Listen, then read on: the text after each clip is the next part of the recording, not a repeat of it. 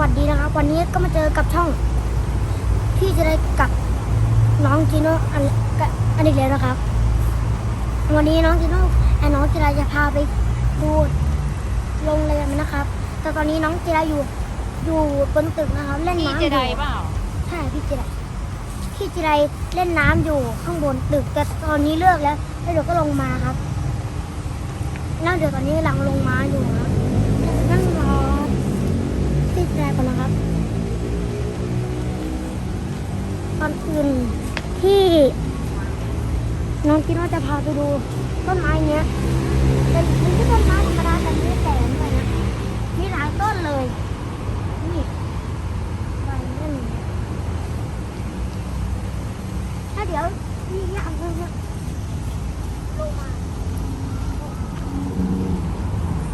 ลงมาอยู่ในน้ำทุ่งหญ้าถูกมันเลือก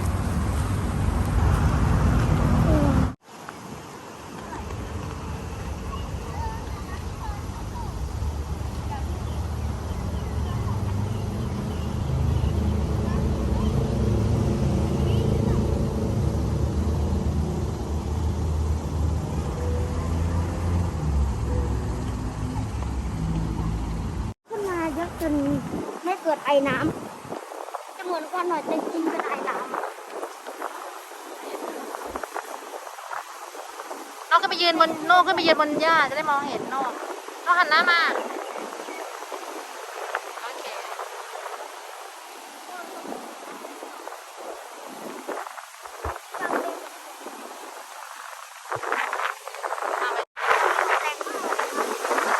โรงแรมกับคนทำของเขาแล้วเนี่ยไอ้น้ำไปเป็นขุ่นไปแล้วนี่นะต้นไม้ก็น่าจะเด่นแล้วอ่ะแค่ลมมันแรงแค่นี้ทุกคนต้นไม้จะเต้นอยู่แล้วเนี่ย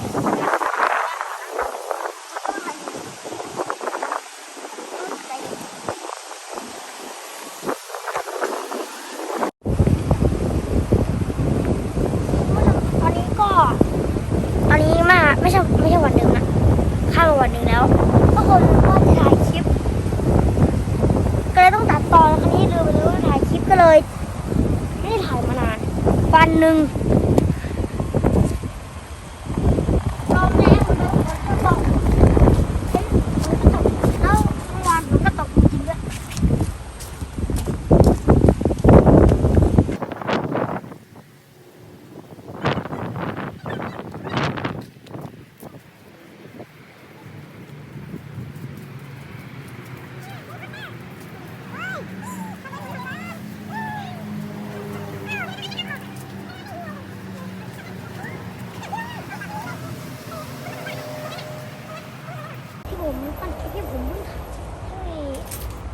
ผมเพิ่งถ่ายมานี่อันนี้นี่คือมอท้าหมดเลยที่เราหายเอาโอ้โห เดี๋ยวเราจะนั่งให้ดูนะครับ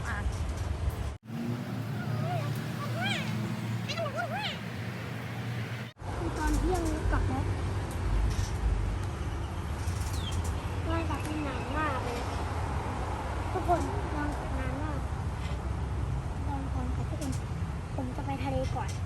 ตอนกลับ พี่โน่จะไปทะเลก่อนโอ้น้องที่ว่าจะไปทะเลก่อนตอนกลับนะสวัสดีครับทุกคนครับสวัสดีครับวันนี้ก็มาพบกับช่องพี่จะได้น้องจีโน่เลยนะครับ วันนี้เราอยู่ที่ไหน วันนี้เราอยู่ที่เมืองจำลองครับแล้ววันนี้เราจะพามาดูของเล็กแล้วเป็นของจำลองไม่ใช่ของจริงนะเพราะว่าใช่ของจริงด้วยเป็นรูปภาพของจริงมันมีแต่ว่าเขาย่อส่วนโอเคไปทุกคนอาจจะเห็นบางคนอาจไม่เห็นนะฮะคุณดูสิ อันนี้ให้พี่จะได้อ่านให้ฟังนะครับนี่เรียกว่าอะไรนะครับพี่ ป จะ ระตูชัยปารีสจริงๆมันใหญ่มากเลยฝรั่งเศสอ๋อพี่ได้ต้องให้พี่ได้อ่านจริงมาก ฝรั่ง เดี๋ยวไปเจอตรงนี้เดี๋ยว ต่อไปเลยครับ บนผิว นี่อะไรเนี่ย อันนี้อะไรเนี่ย อารมณ์ซินเดอเรลล่า สโนไวท์ สนุก คนแคระทั้ง1 2 3 4 5 6 7ซินเดอเรลล่ากับคนแคระทั้ง7นับรวมพี่ได้ด้วยเป็นคนที่ มัน 8 มีเหรอซินโดเรลล่ามันมีเหรอซินโดเรลล่ากับสโนไอ้คนแคะอ่ะ สโนไวท์ลูก เอาใหม่สโนไวท์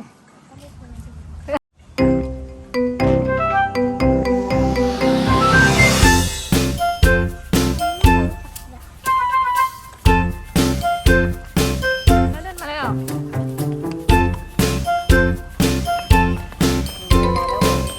ต่อไปคืออะไรครับ อันนี้คือของไอเฟลครับ การเป็นของเรื่องมันนะครับแทน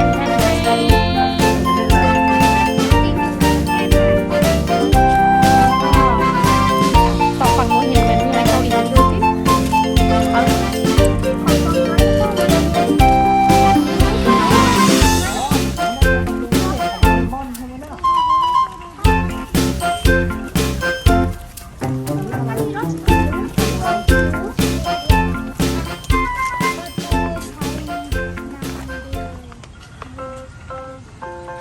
ดูชัยนำเดนเมืองเกาหลีอายะตาเคยไปถ่ายรูปอยู่ข้างหน้าด้วย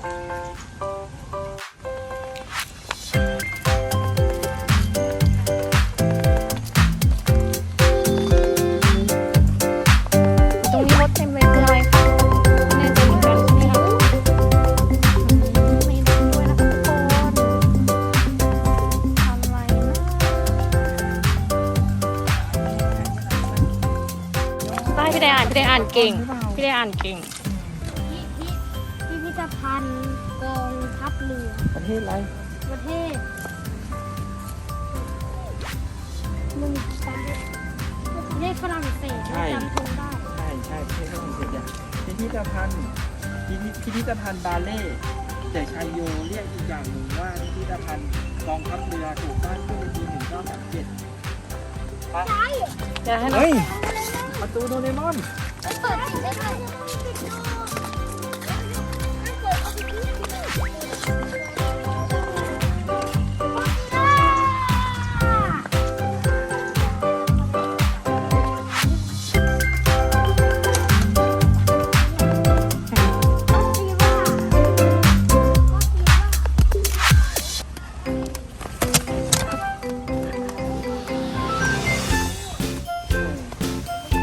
สู่ประเทศอะไรอะเมืองไทยดิ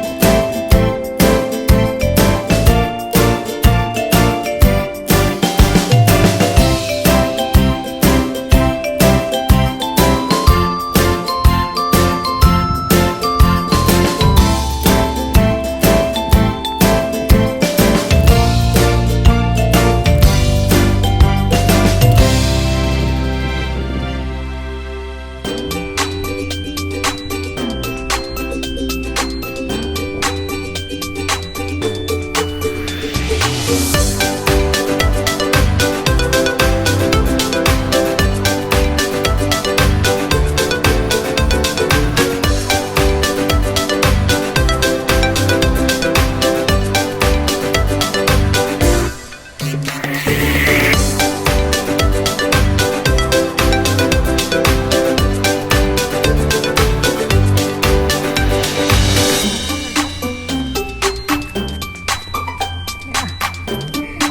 ม่อยากบอก